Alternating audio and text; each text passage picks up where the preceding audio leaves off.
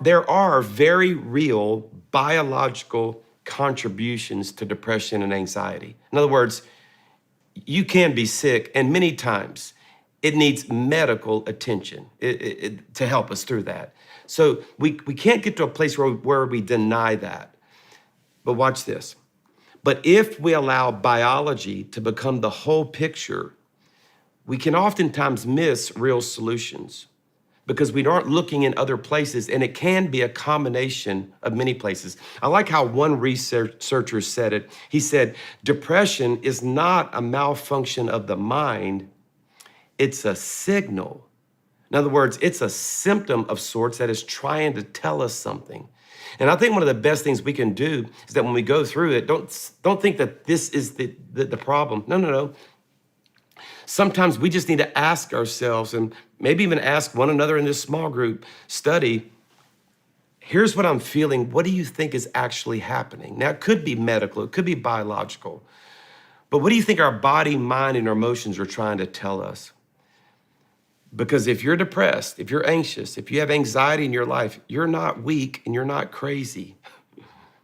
You're a human being perhaps with unmet needs in other parts of your life. That's going to be my story, and that's what you'll read in the book. In fact, in our next lesson, we're going to try to discover what some of those needs might be. Here's the second thing I learned, and that is that many times we're just afraid to talk about it. Now, there is clearly a stigma on depression and mental illness. And it's one that honestly that doesn't exist when other parts of us are broken or sick. So if I break my arm, nobody thinks that there's a problem with me. They think, well, you just fell down, you broke your arm. They don't put my humanity into that. Many times we tend to think less of a person when they struggle with depression or mental illness. But when someone gets physically sick with the flu or has a cold, we don't think less of them. And here's the bottom line. We've got to remove the stigma of depression. We cannot let our illness become our identity.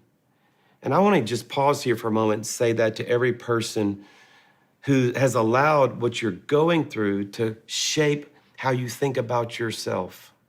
Probably one of the best things that I did as a pastor was come out and say, you know what, I've struggled with this. And for a lot of people in my profession, they really don't do that because they're afraid, wow, I might lose the respect of the people that I'm trying to lead. You know what I've learned?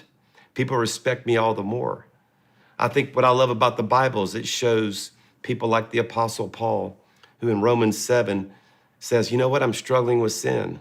I want to do the right thing, but I keep finding myself doing the wrong thing. And I think there's something powerful that happens when we don't sweep it under the rug or try to put on this facade on the outside. Let me say it this way. It's okay to not be okay. And if you're not okay, it's okay. It's just not okay for you to walk through that alone. And it's not okay for you to think that there are no solutions, because there are. So let's start talking about it. Let's begin by being open, and let's discover what God can and will do to help.